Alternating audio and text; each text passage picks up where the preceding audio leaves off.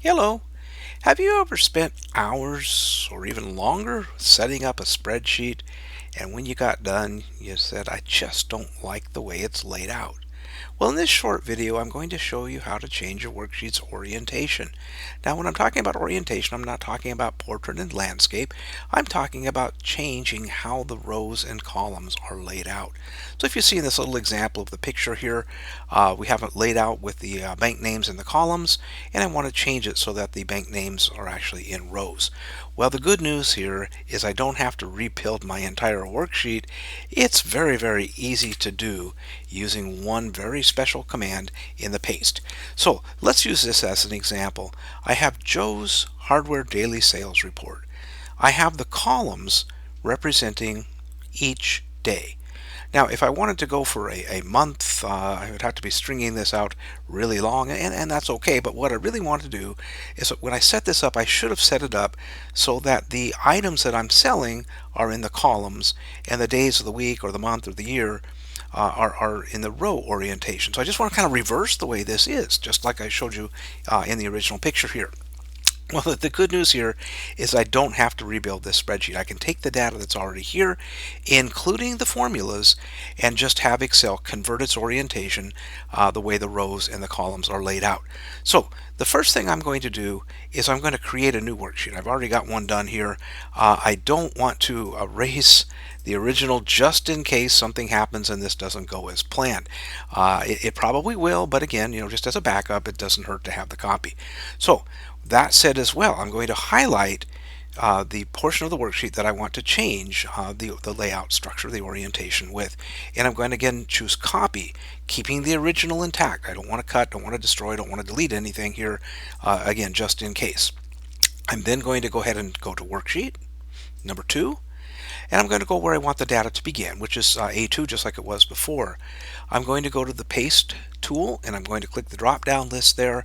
All the different options here on paste. I'm going to choose paste special, and right down there at the bottom right we see transpose. I'll go ahead and click on transpose. I click OK, and bam, there it is.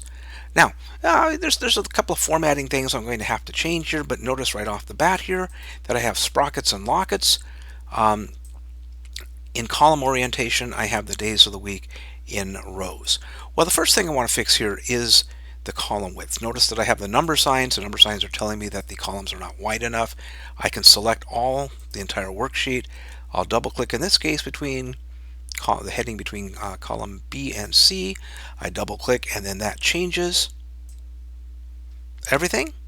I want to show you that the formulas came intact here. If I double click on this, it's summing up everything in that particular row. The total is the same. All right. I can do just some additional formatting here. Let's say I don't really want this centered. I want this to be left aligned. It came in centered. And these, I'd like to go ahead and center these. They came in left aligned because that's what I was working with here.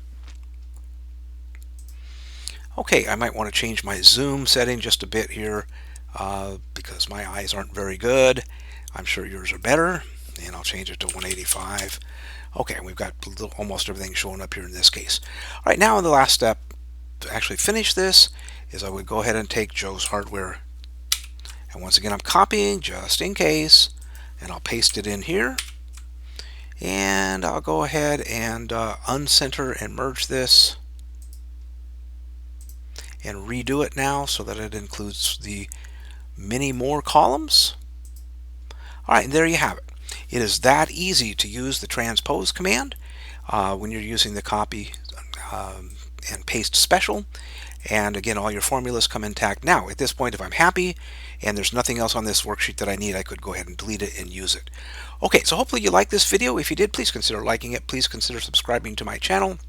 I have many additional videos out there on Excel and all other Microsoft Office topics. We have step-by-step instructions for doing most of the things in our videos on my website, luthermaddy.com. All right, thank you very much, and we'll see you in the next video.